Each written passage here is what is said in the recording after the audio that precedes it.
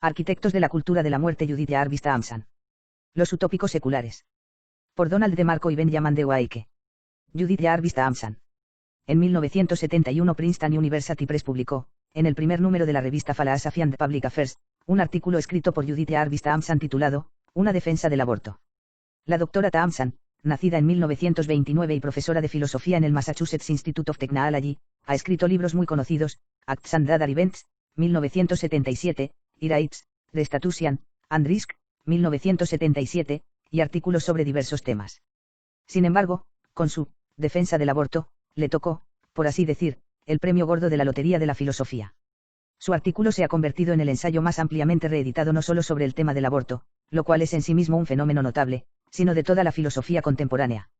Dado que ha sido reimpreso, incluido en antologías, amplificado, distribuido, leído y discutido en tan gran medida, cabe razonablemente dar por supuesto que ha tenido una influencia significativa, particularmente como apología del aborto. Su amplia popularidad entre los proabortistas sugiere que es el mejor argumento que haya sido puesto sobre la mesa en defensa y fundamento del aborto. Recientemente, un filósofo de Tulane University dedicó un libro a defender ese artículo. En su artículo, antes de entrar en materia, Thompson discute brevemente que el feto pueda ser considerado una persona desde el momento de la concepción. Rechaza de manera bastante abrupta y brusca los esfuerzos de todos aquellos que defienden que la vida humana comienza efectivamente con la concepción, y en ningún otro momento, como algo que, no se sostiene, 233. Sin embargo, no cita a ningún otro autor en apoyo de su tesis. De hecho, no cita a ningún otro filósofo en todo su artículo, un texto académico que a pesar de ello no tiene más que 7 notas al pie. Es difícil, en este punto, no sacar la impresión de que no estaba familiarizada con los trabajos relevantes que sobre ese tema ya estaban a su alcance en esa fecha, realizados por Albert Lilly, Jerome Lachun, Germain Griset, Paul Ramsey, Geraldine Lux Flanagan, Leon Tenunan J.R., Norman St. Leon Estebas, Leon Finnis, David Granfield, y otros muchos que son tanto pensadores de altura como competentes apologistas. Sin preocuparse de ofrecer argumentación alguna en apoyo de sus afirmaciones, se limita a declarar lo siguiente: un óvulo recién fecundado, un montón de células recién implantadas, no es una persona más de lo que una bellota es una encina. 234. El hecho es que el óvulo recién fertilizado, el cigoto, está formado por una sola célula. Referirse a él como un montón es una forma de sembrar la confusión. Como mínimo, es una afirmación no científica. El cigoto y los posteriores estadios de desarrollo del embrión están altamente organizados. Su recurso a un término tan tosco e inaplicable no supone precisamente un punto a favor de la solidez de sus críticas hacia sus oponentes. Nadie define una bellota como un montón de células. La afirmación de Thompson de que una bellota no es una encina confunde lo accidental con lo sustancial. Se utilizan diferentes términos para describir a la misma persona en los diferentes estadios de su vida, como Shakespeare ilustró maravillosamente en As You Like It, a vuestro gusto. El bebé no es el escolar, ni el joven amante, es el curtido soldado. 235. Y sin embargo toda la audiencia de Shakespeare comprende que esa variedad de epítetos se aplica al mismo ser, primero en desarrollo y después en decadencia. Los nombres designan estadios del mismo ser y no una serie de seres distintos. Los nombres se refieren a un orden de accidentes. El orden sustancial, el hombre que vive y que experimenta los cambios, es la entidad estable que perdura. Una bellota no es una encina, pero un quercus alba, roble blanco, es ciertamente un quercus alba. La bellota y la encina pertenecen al mismo ser biológicamente clasificable. Ambos tienen el mismo ADN. A lo largo de su ontogenia, como cualquier otro organismo que crece y cambia, recibirá diferentes nombres.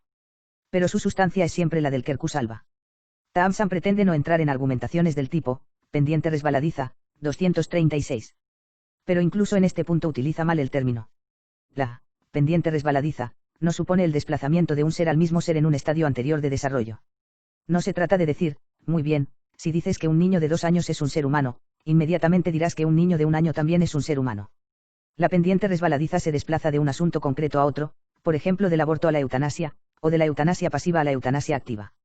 Pero estas cuestiones, aunque Thompson las trate de manera bastante abrupta, son solo introductorias. Con ellas, lo que pretende grabar a fuego en el lector es que incluso aunque partamos de que el niño no nacido es un ser humano desde el momento de la concepción, eso no significa necesariamente que el aborto no sea algo permisible.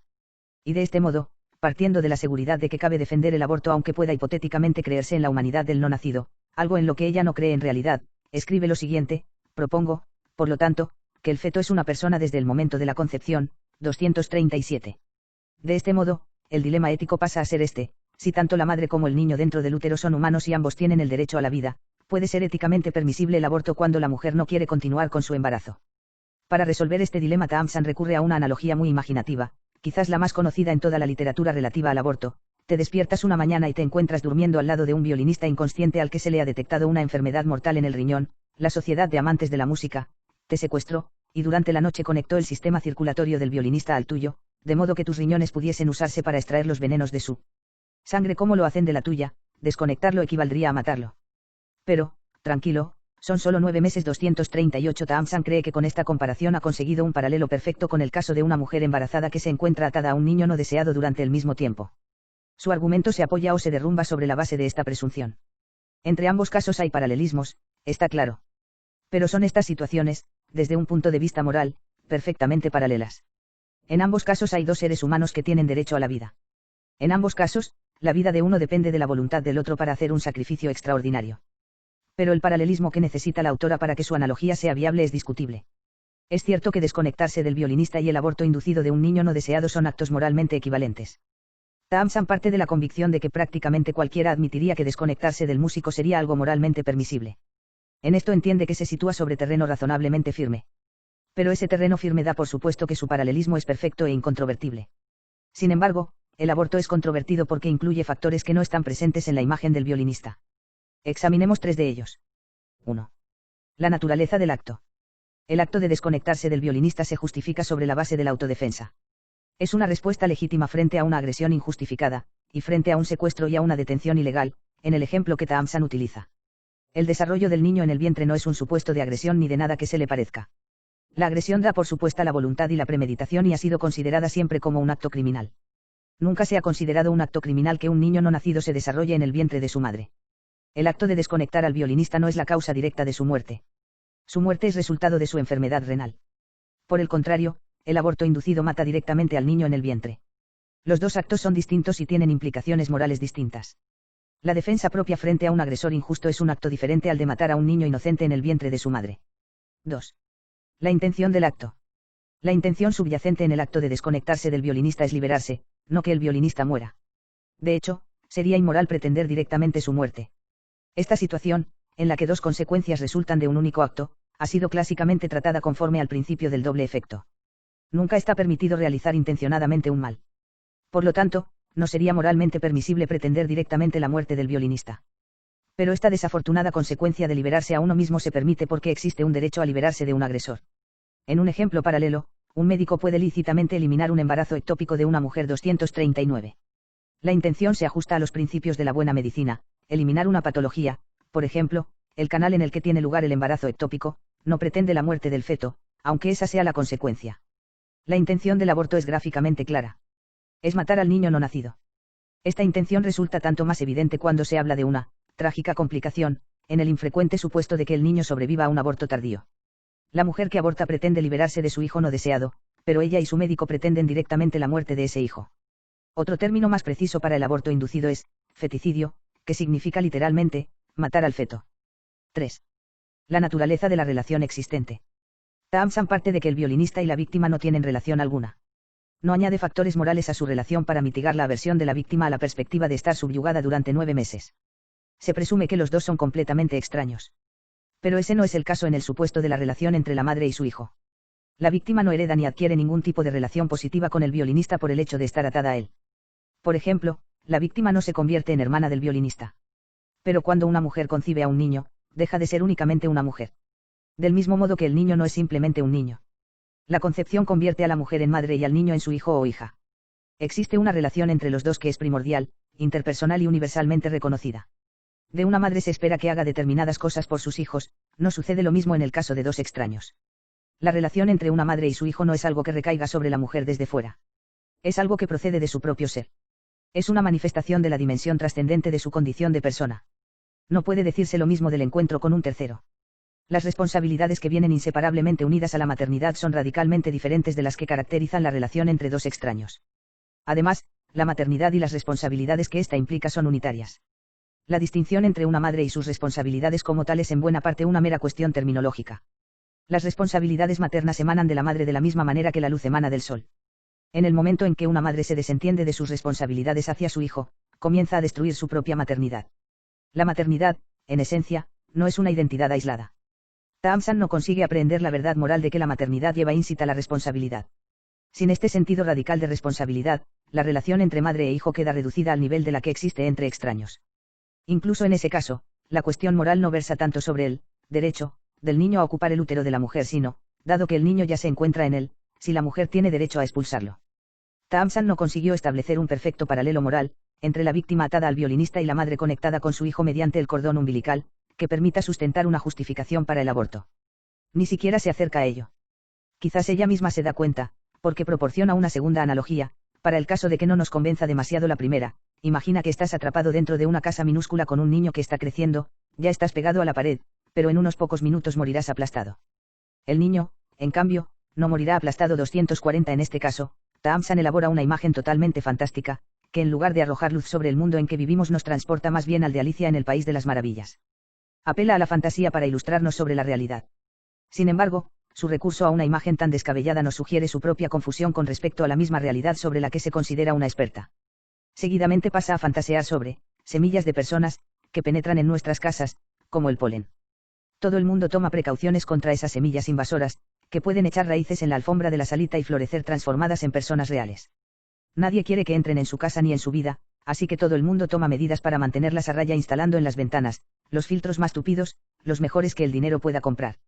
Pero, dado que puede suceder, y de hecho en algunas y muy raras ocasiones efectivamente sucede, que una de esas mallas sea defectuosa, puede ocurrir que una semilla consiga penetrar en la casa y echar raíces. ¿Es que esa planta persona que se está desarrollando tiene derecho a utilizar tu casa? Por supuesto que no. 241. El profesor John T. Noonan, Jr. es hombre de temperamento académico. No se le conoce afición alguna a la hipérbole, ni siquiera a las pequeñas exageraciones. Sin embargo, en una reseña de A Defense of Abortion, escribe: resulta difícil pensar en otra época o en otra sociedad en la cual una caricatura de este género pueda haberse propuesto seriamente como paradigma que ilustre la elección moral que se le plantea a una madre. 242. Para Peter Singer, en cambio, el artículo de Thompson representa un nuevo modelo del rigor que deben observar los que pretenden que la filosofía se ocupe de problemas prácticos. 243. El enfoque de Thompson con respecto a la filosofía es peculiar. Abandona las realidades existenciales y emprende el vuelo al reino de lo fantasmagórico. Allí, al abrigo de ese mundo creado por ella misma, se pronuncia sobre cómo deben vivir o actuar las personas en el mundo real. Elabora su visión de las cosas independientemente de cualquier reconocimiento de un orden, proceda de la realidad o de la providencia. Las semillas se introducen volando en nuestras casas, echan raíces en nuestras alfombras y nos piden que las cuidemos. Esto es ciencia ficción, no el mundo real. Pero lo más peligroso de su pensamiento no es su defensa del aborto, sino el hecho de que dibuja un mundo tan terrible en su arbitrariedad y tan radicalmente inhóspito que el único lugar en el que podemos refugiarnos es nuestra propia y aislada voluntad.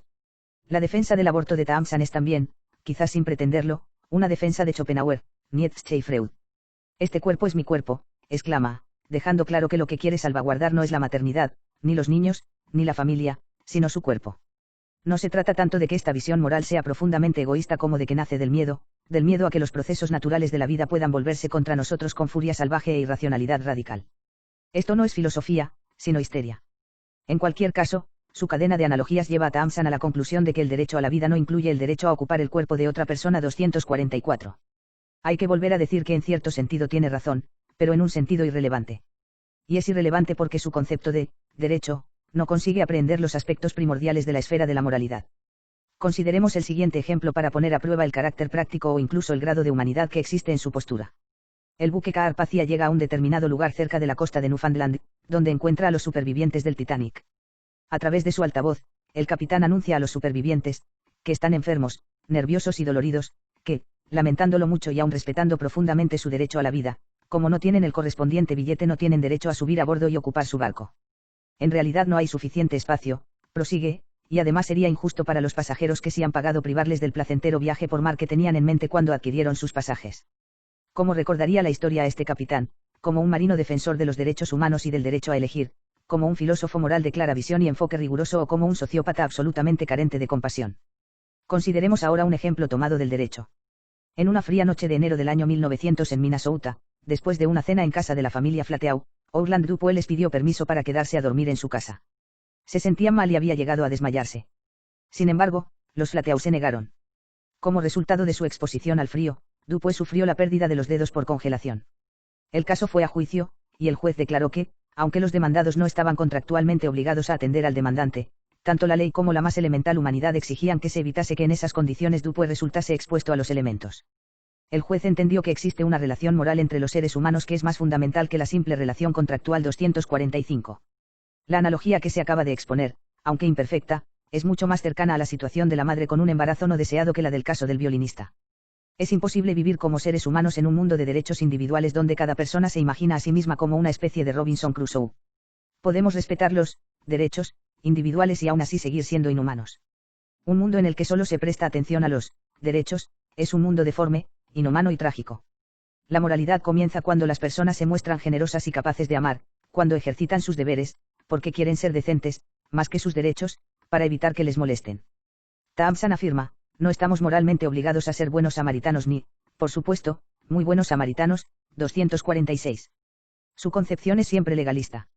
No capta en absoluto el hecho de que el amor personal y la generosidad son primarios, que la ley, los derechos y las obligaciones son secundarios. Ian Finnis tiene razón cuando resume la debilidad radical del argumento de Thompson diciendo que lo que ésta pretende hacer es reducir la relación madre-hijo a una especie de contractualismo social, 247. Es esencialmente injusto intentar resolver una cuestión de vida o muerte, que es lo que está en juego en el aborto, ignorando la primacía ética del amor y la generosidad y apoyándose al mismo tiempo en conceptos jurídicos entendidos de forma legalista. La ley sin amor es otro modo de definir el camino que conduce a la cultura de la muerte. En su magnífico estudio del aborto considerado como una cuestión de derechos humanos, James Vaughan responde de este modo al artículo de Thompson. Thompson, por el contrario, considera el derecho a la vida como algo que es conferido por otros seres humanos. Los no nacidos no tendrían derecho a la vida porque la mujer embarazada no ha conferido al no nacido el derecho a usar su cuerpo para proveerse de comida y refugio, ni le ha dicho, te invito a entrar. Según la concepción de Thompson, los seres humanos no tienen derecho a la vida simplemente en virtud de ser humanos, además de eso deben ser deseados. 248. El derecho a la vida, que Thompson reconoce al no nacido presupone el poder de otro. En el caso de la madre, es el poder que ejercita cuando da su consentimiento a que el no nacido continúe su existencia. Para ella, los no nacidos y su derecho a la vida son sujetos pasivos ante su poder. Cuando el capitán del Carpathia permitió a los supervivientes del Titanic subir a bordo no estaba confiriéndoles sus derechos ni otorgándoles un derecho a la vida. Había reconocido su derecho a vivir y estaba actuando cabalmente en cumplimiento de su deber y de acuerdo con ese derecho. El derecho a la vida de los seres humanos no nacidos no depende del poder de otro, ni de su permiso o aprobación. Está anclado en su humanidad. Al igual que una cosa es amada como consecuencia de su bondad, en lugar de ser buena como consecuencia de ser amada, un derecho existe antes de ser reconocido, y no depende de este reconocimiento. Cabría esperar de Thompson, en cuanto feminista, que entendiese que una mujer es digna no porque un hombre le dé su aprobación o le preste atención, sino porque ella misma es algo bueno. En la narración poética de Shakespeare El rapto de Lucrecia, el mayor tormento que experimenta Lucrecia es saber que la sociedad le culpará a ella más que a su agresor por haber sido violada. Es el convencimiento de que le harán cargar injustamente con la culpa de su desgracia lo que le llevará a suicidarse. No puede seguir viviendo con la carga de saber que su honestidad no le será reconocida y que permanecerá estigmatizada a causa de la maldad cometida por otro. Nadie injuria a la flor marchita, sino que reprende al crudo invierno por haberle dado muerte. No es el devorado sino el devorador, el que merece la culpa. 249. Sócrates empleó toda su paciencia para convencer a Eutipro, un arrogante teólogo, de que las cosas no son buenas porque los dioses las amen, es más bien que los dioses aman las cosas porque son buenas. 250. No se trata, podríamos decir en nuestros días, de que sean las buenas notas las que hacen bueno al estudiante, sino que son los buenos estudiantes los que sacan buenas notas. El ser precede al reconocimiento, la bondad precede al amor. La defensa que Thompson hace del aborto es, en sí misma, una significativa contribución a la cultura de la muerte. Pero lo que es incluso más pernicioso es su irresponsable deconstrucción de la maternidad y su reducción de los seres humanos a simples islas de individualidad dedicadas a sí mismas. Para racionalizar la muerte de los no nacidos se ve obligado a racionalizar la muerte de la persona, presentándola como un acto de amor y generosidad. Es como si nos estuviese diciendo que necesitamos la muerte de la auténtica persona para justificar la muerte del no nacido. Una forma de matar exige otra previa. Si nuestras almas están muertas, con toda seguridad seremos como muertos ante la iniquidad del aborto.